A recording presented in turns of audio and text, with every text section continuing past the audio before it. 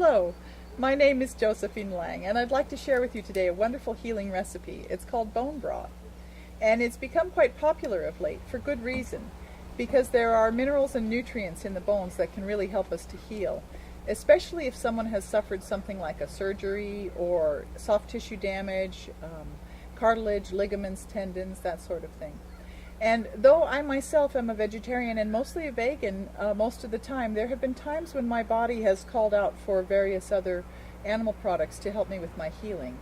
During my menopause, I was called to eat a little bit of red meat, and after a brain injury at one point that I had, I was called to eat scallops and some seafood. And there was also another injury where I was called to have a little bone broth. So it's a good healing recipe to have in your back pocket of your apothecary, so that if somebody has need in your family, you can go ahead and use this recipe for healing purposes. And the way that you make it is you ask the butcher for some large bones. I usually like to use the femur bones of beef cattle. And the bones are usually cut into 2 or 3 inch pieces, and I'll usually use about between 5 and 7 bones to make the broth in 2 gallons of water. So before you put the bones on the heat, you go ahead and put in about a cup of apple cider vinegar. I like to use the raw apple cider vinegar, Bragg's brand. It's a very good quality vinegar. And that helps to begin the demineralization process of the bones. And you soak it for about an hour before you put the heat on. And then you go ahead and start to bring it to a boil. And right when it first comes to a boil, scum appears on the top. You want to catch that right at the start, so that you can remove, that will help you to remove any impurities from the bones. I, of course, always like to get organic or at least grass-fed, whatever, the best quality bones that you can, because when we're doing healing, we want to work with very good quality ingredients. So organic is by far preferable. And then you go ahead and let the bones boil, and I usually let them boil all day, and then I will sometimes turn the heat off at night or put it on very low because of the fire concerns. But if you can let it boil around the clock, that's a great idea too. Now, typically what is really best is to let them boil for at least 2 days, if not 3. And it will make an aroma throughout the house of a meat soup aroma.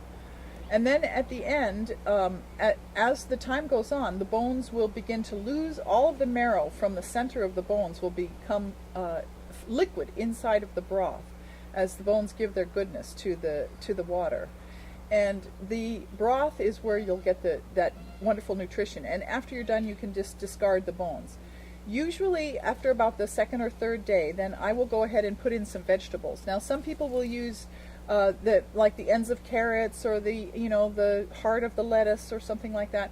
I usually put in whole carrots, whole celery, at least 1 onion, and maybe some dark leafy greens. And I'll go ahead and cook those for several hours, if not half a day or a day, in that broth with the bones before I discard all of the solids from the soup.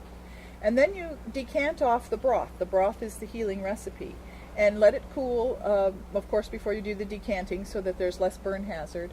And then jar it up. I like to use those 1 cup mason jars, and a good serving is a cup a day or 1 cup twice a day, depending on the patient's needs. And the bone broth then will provide you with all of the nutrients that you need for good healing. And it's a wonderful recipe. For taste, sometimes people will add a little bit of Worcestershire sauce or Tabasco sauce or a little ketchup or something to kind of alter the taste a little bit when serving. And when and then I usually freeze in the freezer all of the cup-sized portions. And then I'll take out 1 cup at a time, either morning or night, depending on when the person needs to have the bone broth.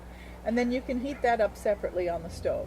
It is kind of tricky because it'll either get, it'll be not quite hot enough, and then all of a sudden it's way too hot. So it's kind of tricky to watch it to get it just the right temperature for serving.